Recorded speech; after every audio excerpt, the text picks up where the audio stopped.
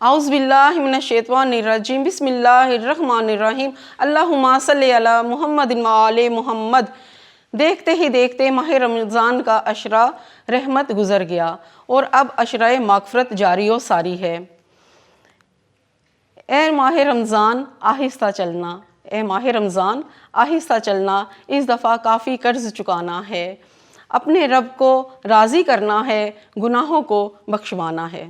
رمضان میں زبان کو شکر سے، دل کو استغفار سے، آنکھوں کو حیا سے، سوچ کو نیکی سے، غصے کو صبر سے، رزق کو شکر سے اور وقت کو عبادت سے سنوار لو۔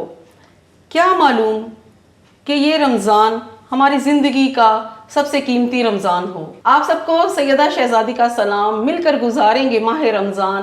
آج ہمارے ساتھ مہمان موجود ہیں مس کاریہ کنول اور عبدالحنان محمد سمر، جو ہمیں نعت رسول مقبول صلی اللہ علیہ وسلم سنائیں گے۔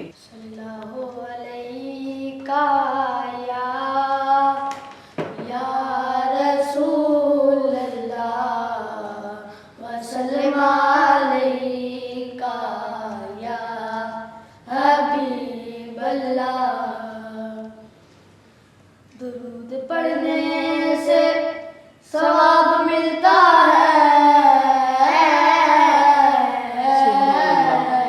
سبحان اللہ۔ درود پڑھنے سے ثواب ملتا ہے، سلام کہنے پہ جواب ملتا ہے۔ سبحان اللہ، سبحان اللہ، یا رسول اللہ وسلم علیکہ یا حبیب اللہ۔ اے ختم رسول مکی مدنی، اے ختم رسول مکی مدنی، کونین میں تم سا کوئی نہیں، کوئی نہیں ہے نور مجسم تیرے سوا، ہے نور مجسم تیرے سوا، محبوب خدا کا کوئی نہیں، کوئی نہیں ہے ختم رسول۔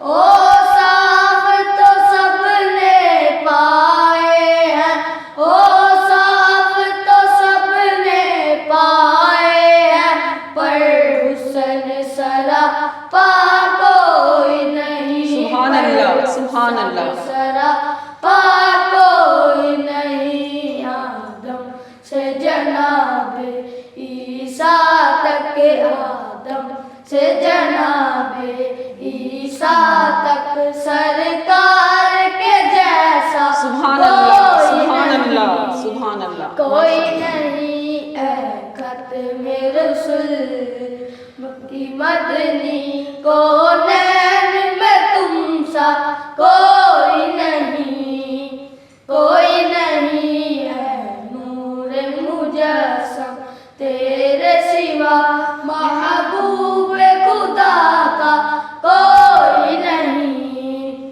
کوئی نہیں ہے ختم رسول۔ یہ شان تمہاری ہے آقا، یہ شان تمہاری ہے آقا، تم عرش بری پر پہنچے ہو، تم عرش بری پر پہنچے ہو، شان نبی ہے سب لیکن شان نبی ہے سب، لیکن معراج کا دولہا کوئی نہیں، سبحان اللہ، کوئی نہیں ہے ختم رسول مکی مدنی، کونین میں تم سا کوئی نہیں، کوئی نہیں ہے نور مجسم تیرے سوا، دکھیوں کا مسیحا کوئی نہیں، کوئی نہیں سبحان اللہ، ماشاءاللہ، بہت ہی خوبصورت آپ نے نعت رسول مقبول صلی اللہ علیہ وسلم سنائی۔ جی ناظرین، آج کا ہمارا ٹاپک ہے حسد، بغض اور رشک۔ تو جی مس قاریہ کنول، آپ حدیث کی روشنی میں یہ ہمیں بتائیے کہ حسد کیا ہے؟ نحمده ونصلي وسلم على رسوله الكريم اما بعد فاعوذ بالله من الشیطان الرجیم بسم اللہ الرحمن الرحیم۔ فرمان مصطفیٰ صلی اللہ تعالیٰ علیہ وسلم ہے، مجھ پر کثرت سے درود پاک پڑھا کرو کیونکہ تمہارا درود پاک پڑھنا مجھ پر پیش کیا جاتا ہے۔ صلو علی الحبیب صلی اللہ تعالیٰ علی محمد صلی اللہ۔ حسد سے مراد ہے کہ کسی دوسرے بندے میں کوئی خوشی، کوئی خوبی دیکھنا اور اس کو جو نعمت اللہ کی طرف سے ملی ہوئی ہے اس کو اپنے ہی دل میں اس کے لیے جلن ہونی، جی، جلن محسوس کرنا، بھڑکنا، جی جی، اور یہ خیال کرنا کہ جو نعمت اللہ تعالیٰ نے اس کو عطا کی ہے وہ اس سے چھن جائے یا وہ مجھے مل جائے۔ تو جب حاسد حسد کرتا ہے اور جس سے حسد کرتا ہے تو اس کے جو نقصان پہنچانے کی اس کو کوشش کرنے لگ جاتا ہے، اس کی غیبتیں کرتا ہے، اس کو دکھ تکلیف دینے کی کوششیں کرتا ہے۔ تو اس سے کیا ہوتا ہے کہ وہ اپنے ہی گناہوں میں گرتا جاتا ہے۔ جی جی، اس طرح اپنے ہی گناہوں میں وہ مزید مبتلا ہو جاتا ہے کہ اگلے کو نقصان پہنچائے، وہ اس کا کچھ نہیں بگاڑ سکتا جس کو اللہ نے عطا کیا ہے۔ اور یہ جو عہدہ ہو یا کوئی بھی نعمت ہو، یہ اللہ تعالیٰ کی طرف سے عطا کردہ ہوتی ہے، اس سے بندے کا کوئی زور نہیں ہوتا، کیونکہ اللہ تعالیٰ فرماتا ہے نا، جی، فعال لما یرید، کہ جسے چاہتا ہوں میں عطا کرتا ہوں، اور وتعز ما تشاء وتذل ما تشاء، جس کو چاہوں اس کو عزت عطا کرتا ہوں اور جس کو چاہوں اس کو ذلت عطا کرتا ہوں۔ تو یہ اللہ کے اختیار میں ہے، یہ بندے کے اختیار میں بالکل بھی نہیں ہے۔ بے شک ایسے ہی ہے۔ تو کیا ہوتا ہے کہ وہ گناہ میں مبتلا ہو جاتا ہے، اور اتنا گناہ میں مبتلا ہو جاتا ہے کہ نیکی کرنے کا اس کو ٹائم ہی نہیں ملتا۔ اگر وہ نیکی کچھ کر بھی لیتا ہے تو روز قیامت وہ جو نیکی ہوگی وہ جس سے حسد کرے گا اس کو وہ عطا کر دی جائے گی، وہ پھر خالی کا خالی ہی رہ جائے گا۔ جی، نبی پاک صلی اللہ تعالیٰ علیہ وسلم نے فرمایا کہ حسد سے بچو، یہ حسد ایسی چیز ہے، یہ نیکیوں کو ایسے کھا جاتا ہے جیسے آگ لکڑی کو راکھ کر دیتی ہے۔ اور قرآن پاک میں اس کی بڑی مذمت کی گئی ہے، فرمایا ام یحسدون الناس علی ما آتاہم اللہ من فضلہ، اور وہ لوگ اس چیز کے بارے میں حسد کرتے ہیں جو اللہ تعالیٰ نے ان کو عطا کی ہوتی ہے۔ جی مس قاریہ کنول، آپ سے میرا دوسرا سوال یہ ہے کہ یہ رشک کیا ہے، اس کا کیا معنی ہے؟ رشک یہ ہے کہ جیسے حسد ہوتا ہے، حسد میں اپنے دل میں کڑھنا جلنا ہوتا ہے، کسی کی خوشی کو محسوس کر کر، کسی خوشی کو دیکھ کر، عہدے کو دیکھ کر، نعمت کو دیکھ کر۔ تو رشک میں یہ ہوتا ہے کہ کسی کی خوشی کو دیکھ کر یا کسی کی نعمت کو دیکھ کر اپنے ہی اندر میں رشک پیدا کرنا، حسد پیدا کرنا کہ یا اللہ یہ مجھے بھی عطا کر اور مجھے بھی ثواب پہنچے۔ اگر کوئی نماز پڑھ رہا ہے تو وہ اپنے دل میں یہ چیز کو محسوس کرے کہ وہ نیک کام کر رہا ہے، مجھے بھی نیک کام کرنا چاہیے۔ تو یہ رشک کے زمرے میں آتا ہے۔ اور نبی کریم صلی اللہ تعالیٰ علیہ وسلم نے فرمایا ہے کہ رشک کے قابل تو دو ہی شخص ہیں، ایک وہ جسے قرآن پاک دیا جائے اور وہ لوگوں تک پھیلائے، اور دوسرا وہ شخص جس کو مال دیا جائے وہ اللہ تعالیٰ کی راہ میں خرچ کرے۔ ماشاءاللہ، یعنی کہ اس کا مطلب ہے رشک کرنا، ہم لوگ کسی کو دیکھ کے دوسرے کی نعمتوں سے جلے نہیں، اسے دیکھے کہ ماشاءاللہ ماشاءاللہ اللہ نے اسے دیا، یا اللہ مجھے بھی عطا کر، ہاں جی، اور اللہ مجھ سے بھی راضی ہو، جیسے اللہ نے راضی ہوا نا اس کو دیا ہے نا، مال دیا ہو یا کوئی بھی اس کو منصب دیا ہو، اور کسی کی خوشی میں خوش ہونا، اس کو رشک کہتے ہیں۔ جی مس قاریہ کنول، اب ہمیں یہ بتائیے کہ بغض سے کیا مراد ہے؟ بغض کا معنی ہے ایک دوسرے کے ساتھ دشمنی کرنا، عداوت پیدا کرنا اور نفرت دلانا۔ اور اس لیے کہ یہ خوبصورت اسلام ایک خوبصورت نظام ہے اور معاشرتی اقدار کی رہنمائی کرتا ہے اور ہمیں بغض سے بچنے کی تلقین کرتا ہے کہ اپنے اندر جو عداوت پیدا نہ کی جائے، کسی کو دیکھ کر دشمنی پیدا نہ کی جائے کہ منہ پہ تو آپ اس کی تعریف کریں لیکن اندر ہی اندر آپ کے دل میں عداوت پیدا ہو، ٹھیک ہے نا, یا آپ مطلب کہ آپ کسی سے مل رہے ہیں, ملتے تو بڑے اچھے طریقے سے, جی ملتے تو میں آپ کا بہت خیر خواہ ہوں, لیکن اندر اس کے لیے آپ کے نفرت ہو. جی, اور معاشرتی نظام میں اس کی کوئی گنجائش نہیں ہے. اسلام بغض و نفرت اور دشمنی کی بجائے ہمیں آپس میں اخوت و محبت اور بھائی چارے کا درس دیتا ہے نا.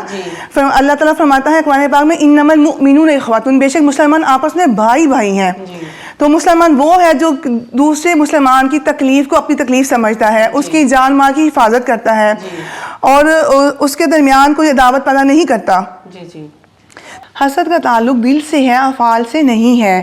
لہٰذا جو شخص کسی بھی مسلمان کی برائی چاہے وہ حاسد ہے.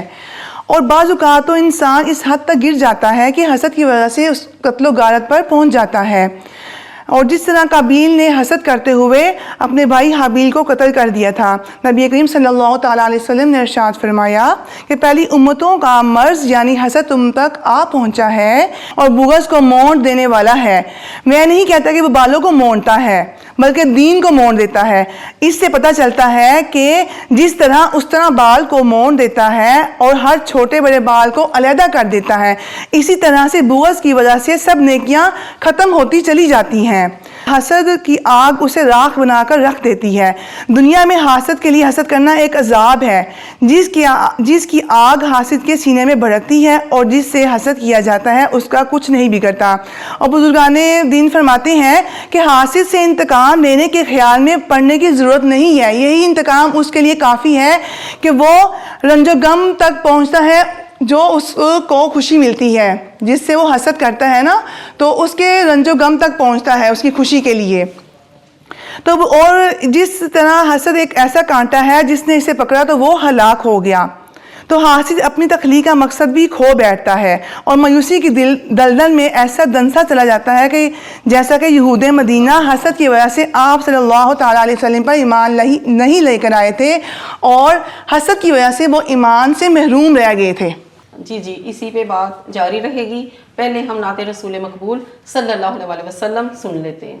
جی صلی اللہ علیہ یا رسول اللہ وسلم علیکہ یا حبیب اللہ. سونا مدینے والا سبحان اللہ آسرا ہے, سونا مدینے والا دکھیا دا آسرا ہے. سونے دا نام سونا سونا سونا, سونے دا نام سونا, ہر مرض دی دوا ہے. سبحان اللہ مدینے والا دکھیا دا آسرا ہے. بیٹھے نے وچ مدینے مدینے سن دے نے سب دی بولی. بیٹھے نے وچ مدینے مدینے سن دے نے سب دی بولی. منگدا جو آپ کولوں کولوں بھر دے نے سب دی جولی. تے در در تے او نہیں منگدا منگدا, در در تے او نہیں منگدا, سونے دا جو گدا ہے. سبحان اللہ سبحان اللہ مدینے والا دکھیا دا آسرا ہے. سونے دا نام سونا سونا سونا, سونے دا نام سونا, ہر مرض دی دوا ہے. سونا مدینے والا دکھیا دا آسرا ہے. ذکر رسول کر کے دل اپنا شاد کر لیں. مشکل پاوے جے کوئی آقا نو یاد کر لیں. تے نام نبی دا صدقہ صدقہ, نام نبی دا صدقہ صدقہ, نام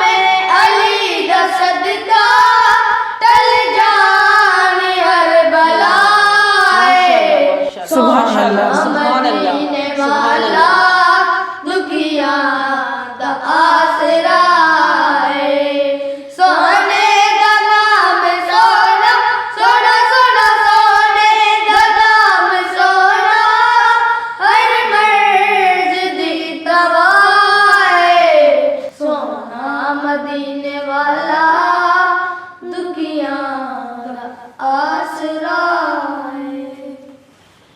ماشاءاللہ ماشاءاللہ، سونا مدینے والا دکھیاں دا آسرا ہے. بے شک ماشاءاللہ، بہت ہی خوبصورت آپ نے نعت رسول مقبول صلی اللہ علیہ وسلم سنائی. جی مس قاریہ کول، آپ ہمیں یہ بتائیے یہ بغض اور حسد سے کیسے بچا جائے؟ اللہ تعالیٰ نے فرما دیا کہ انما المؤمنون اخواتun، بے شک مسلمان آپس میں بھائی بھائی ہیں. فاذکروا نعمت اللہ علیکم، اور اس نعمت کو یاد کرو جب اذ کنتم اعداء، جب تم دشمن تھے، فألف بین قلوبکم، اور اللہ نے تمہارے دلوں میں محبت پیدا کر دی. فاصبحتم بنعمتہ اخوانا، تو تم اللہ کی اس نعمت سے بھائی بھائی بن گئے. تو دیکھیں اللہ تعالیٰ نے ہمارے دل میں محبت پیدا کی، ہمیں مسلمان پیدا کیا، ہمارے دل میں احساس پیدا کیا، ہمیں بھائی چارے کا درس دیا ہمارے نبی پاک صلی اللہ تعالیٰ علیہ وسلم نے، اور فرمایا کہ مسلمان آپس میں ایک دوسرے کے لیے ایسے ہیں جیسے ایک عمارت کے مانند ہے. کہ اگر ایک عمارت ہے نا تو وہ اس میں ایک بھی اینٹ کم ہے تو وہ عمارت مکمل نہیں ہو سکتی نا.